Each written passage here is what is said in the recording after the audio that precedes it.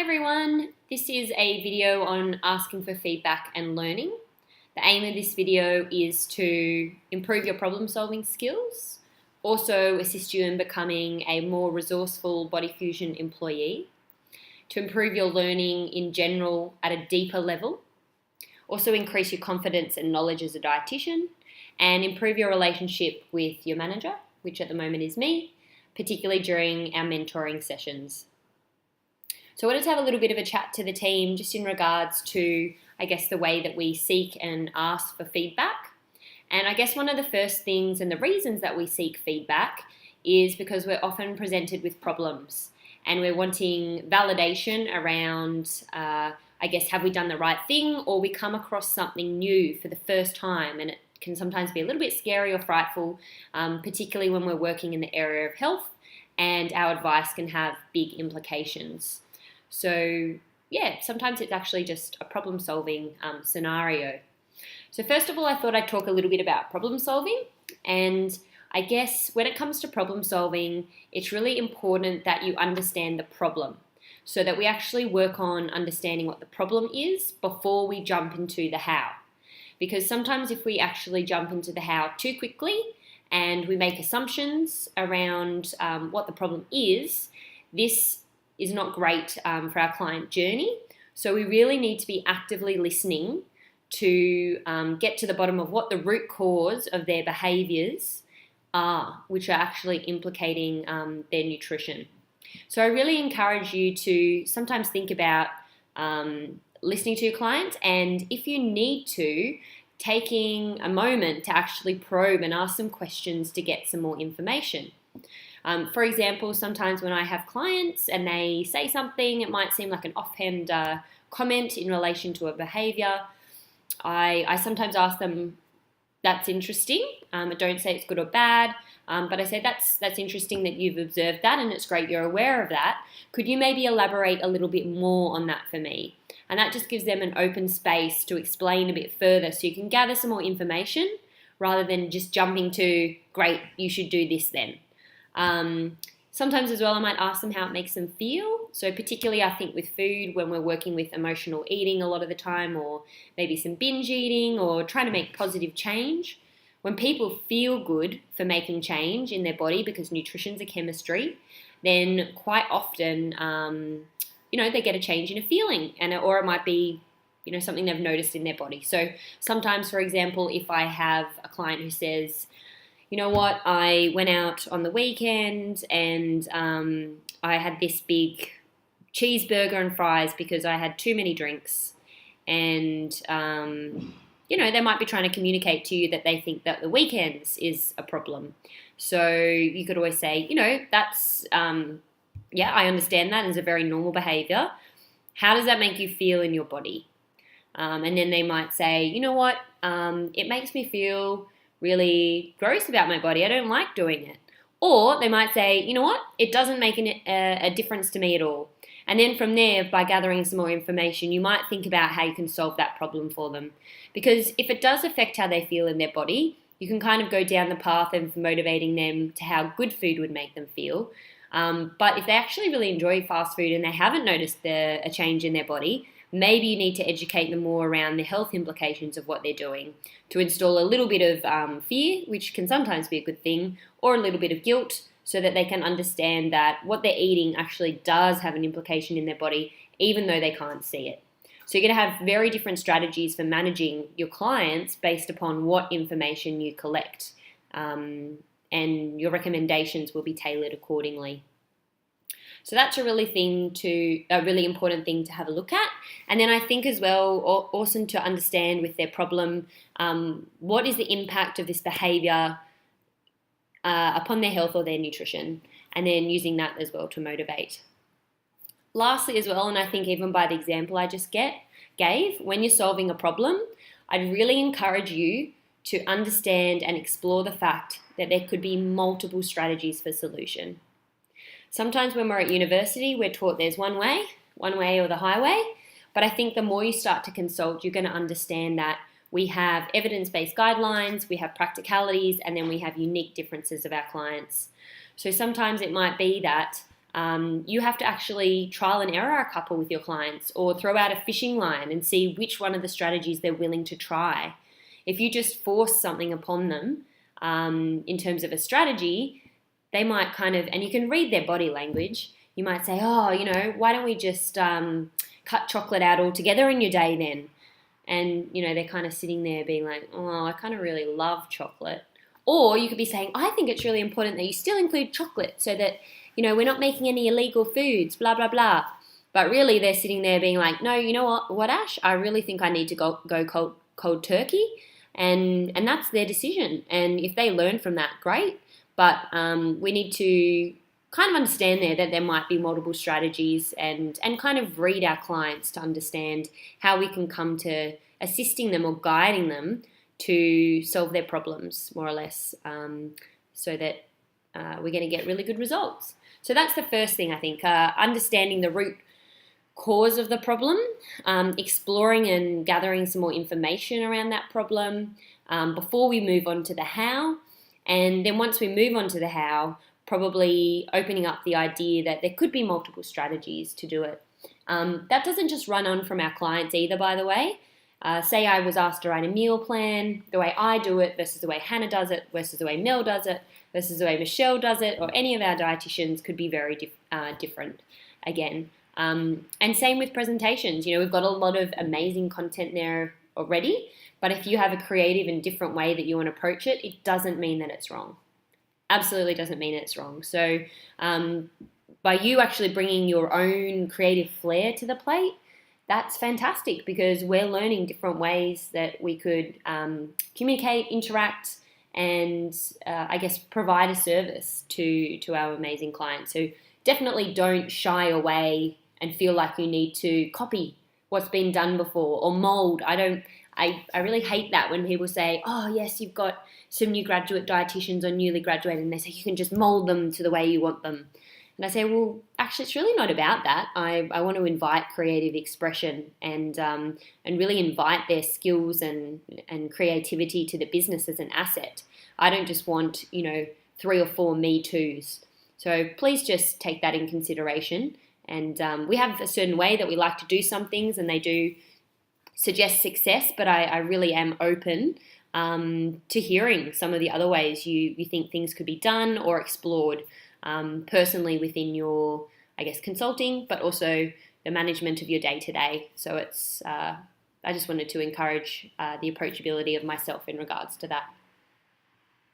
The next thing I wanted to talk about is, I guess, what if there is a problem that comes up, either with a client or something to do with your day-to-day or presentation or another type of work. It could be a project. We're working on projects a bit more so now.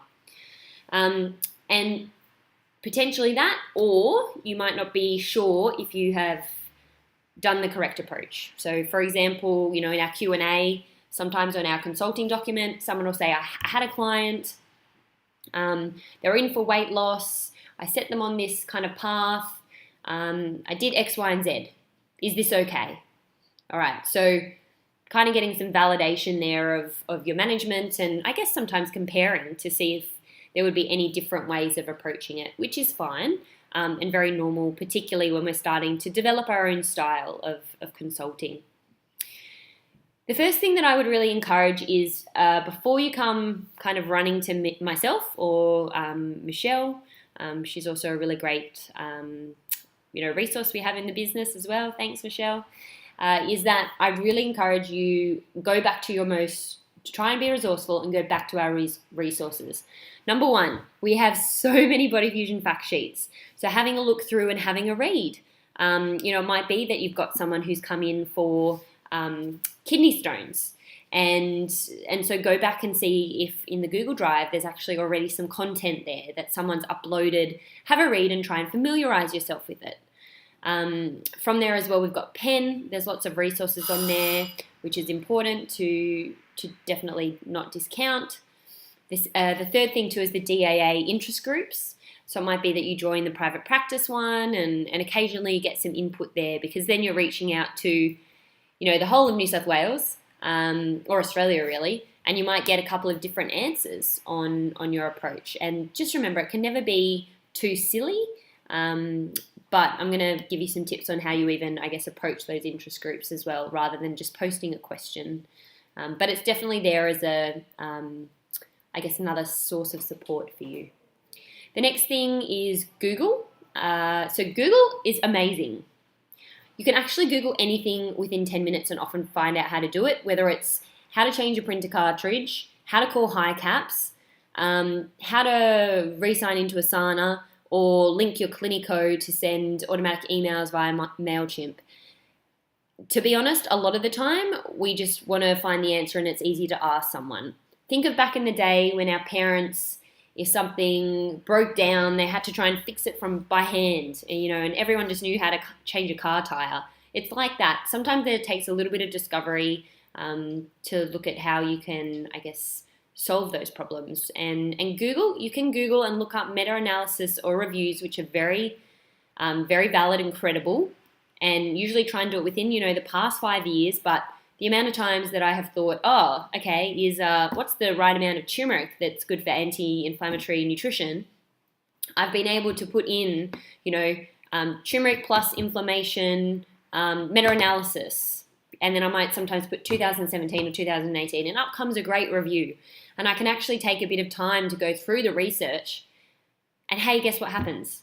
As I'm going through that, or I've got responses from DAA, or PEN, or Body Fusion fact sheets, not only am I making myself knowledgeable on the solution I was trying to find, I've got a deeper sense of learning. So I come across, hey, garlic and ginger is also amazing for inflammation. So suddenly my learning actually takes a deeper level because I come across more information. And, I've sometimes talked to Hannah about getting stuck down rabbit holes, and you can sometimes take some time to get down them. But even if you are good at becoming aware of some other, strategies that would be useful for the problem that you're treating, think of how good it is if you come back to a client and they've asked you about turmeric, and you come back and you say, it's great, but 2 tablespoons of fresh turmeric is the useful dose in terms of inflammation. Did you also know that when we eat garlic, a recent study's shown that eating 2 cloves of blah, blah, blah instigates XYZ, they're going to be pretty impressed. So sometimes just, and that, builds more rapport and credibility and word of mouth as well within your client base. So I think sometimes using those resources can be very useful. The other thing sometimes I use is either mentors or, doctors who are working in specialist fields. I have a couple of friends who are in the hospital, so if anything really clinical comes up, to be honest, I approach them. I send them Facebook messages, I send them text messages, I send them an email. I used to have a friend who specialised in paediatrics, and I would approach her, which is great. Because then, as a private practice practitioner, we are often a jack of all trades. But if you could find someone who is a real specialist in that area, who doesn't mind you approaching them, fantastic, amazing. You're really getting some great knowledge and pass down there. So that would be another approach, is once you've identified a problem and you're thinking about a how, try and be resourceful and go to some of those sources. Next thing, a very important question. And naturally I had to do this a lot when I bought my business. I had 2 weeks of mentoring and then I was out. I never had any training I had 2 weeks of training, but really in terms of what we give at Body Fusion now, it's phenomenally chalk and cheese. So really I was by myself a lot, and I just had to think about what was I going to do by myself. So I really encourage you sometimes when you've got through that stage as well, just make it really black and white and think to yourself, what would I do if Ash wasn't here? If I couldn't contact Ash and I had to be confident in my own ability to solve this problem, what would I do? And sometimes it's a little bit scary, but to be honest, if you've done your research, it's from an evidence base, or you've looked at multiple strategies, you've got feedback from your clients about, the fact they're really interested in the right problem that you're trying to solve, then you know what, you're going to be pretty close. So it's sometimes just building that confidence there in yourself, knowing that you've been through this process of deeper learning and you have come up with a solution. And maybe you don't need me, which is okay. I'm okay with that too, okay? So So that's just important to understand. I guess the next step is you might want to approach your manager. And I'm not saying don't approach me. Absolutely approach me, but there's a way to approach me. I've sometimes found that, I guess, sometimes when I have new people starting, they often just come to me with a question. So it's a problem. They're not really coming with, I guess, the whole process which I've just talked you through. So I would try and encourage that when you do come to me with a question, that you have been through that process of resourcefulness, self-reflection, and identifying the problem. So if you kind of go through those three, then you would approach me and you'd either talk to me, or you could put it in the consulting review document, and it would go something like this. It would be like, "Hi Ash, I had a client with binge eating, and I think an eating disorder, and during the day, he's skipping meals, and I'm pretty sure that, there's some bulimia involved and some secretive eating. His weight's really fastly going down." Rather than saying, "What would you suggest?" I would then say what I think I would be doing. So I would say, "Look, what I was thinking about in relation to this client was his biggest problem is that he's skipping meals, and that's meaning that he's quite erratic in his food behavior, and then he's getting to the stage of binging. We did talk about this together, and he was quite honest with me, and he kind of came up or committed to the solution that perhaps we need to put some more snacks in the day. So what I was thinking, or what we did, was we put snacks in the day, and consequently, I explained to him that by the evidence, this would be useful because he was feeding more glucose to his brain, which was going to make him more clearer in his thinking, and additionally, he wasn't going to binge, which we know often quite happens if we're not eating enough during the day, and it's not useful for binge eating kind of disorders. So there you go. You've got a problem, you've got some information about how you interacted with the client, and then after that as well, I guess you've kind of gone through what you might have done or what you have done and why, backed by the evidence. You've got the how in there, which is important. So I find that a lot more useful because then I can, give you feedback on that and say, yes, the evidence base was good, or, the way you approached him could have been done maybe a little differently, or I maybe would have approached it like this. Have you thought about another strategy in relation to X, Y, and Z, and where are you going to kind of take off with him next session?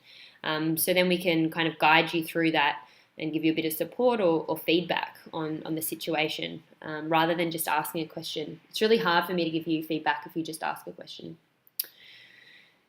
So I guess that's a bit about approaching me, and I really appreciate you if you approach me in that way. I just find it a lot more constructive and great to help you continue to grow as practitioners.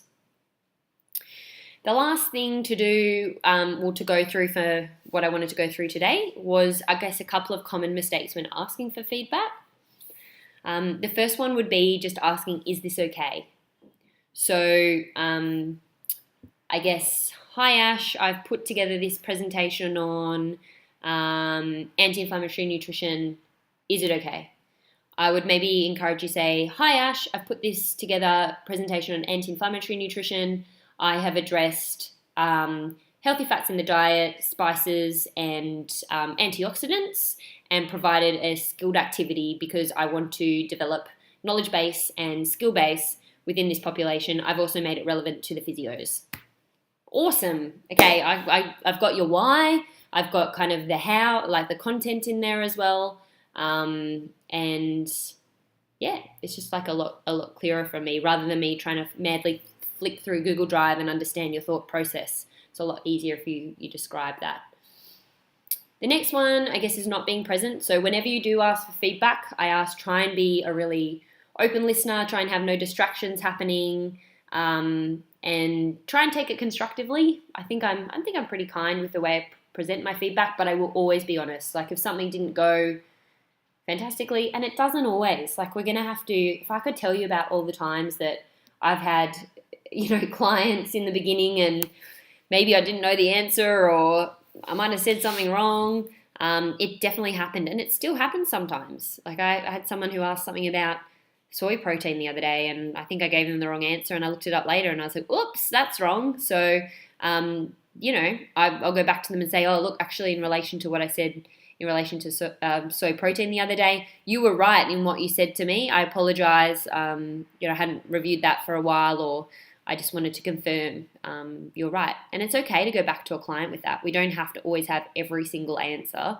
I think nutrition's a very broad field, and there's multiple depth of knowledge we're required to know about it, and it's forever changing. So try and be really present when you're talking to me in regards to feedback. The other thing too is leave enough time. So if you do have something that's due, the next day, please don't come to me at 5 o'clock the night before, and you can see that my calendar book, I've got clients, up until 8 o'clock, and say, hey, can you just review this blog for me? Because I don't have time. Same for, anything internally with, the newsletter, or I guess articles we're writing, or a presentation. I'd really, really love to help facilitate your learning. So if you could please just leave enough time so that I can give honest feedback. I'll always attempt to get it back to you as quickly as possible and look at when you need it by. But I think if it's rushed, it's not done well and not thoroughly enough, and I'd really like to give it enough time. The other thing too is when the last thing, I guess, in relation to a common mistake when asking for feedback is asking either or questions. By asking either or, you're trying to find out a right or a wrong a lot of the time. So just be mindful of that sometimes, that if you're just trying to always ask for like a definitive answer on it. And look, some things might be definitive, like, what's the reference range for cholesterol that we should be less than? Is it 5.4? Well, yes, it is. It's 5.4 millimoles. But just more so, I guess, asking either or just eliminates the idea that there are multiple solutions, and we're trying to avoid that as we remember. So, it's important to look at. Anyway, so that is the end of the asking for feedback and learning video. I hope it has helped you to, in the future, communicate with me, and so that I can really support you as a manager to facilitate your growth. Thank you for your time, and I look forward to giving you feedback soon.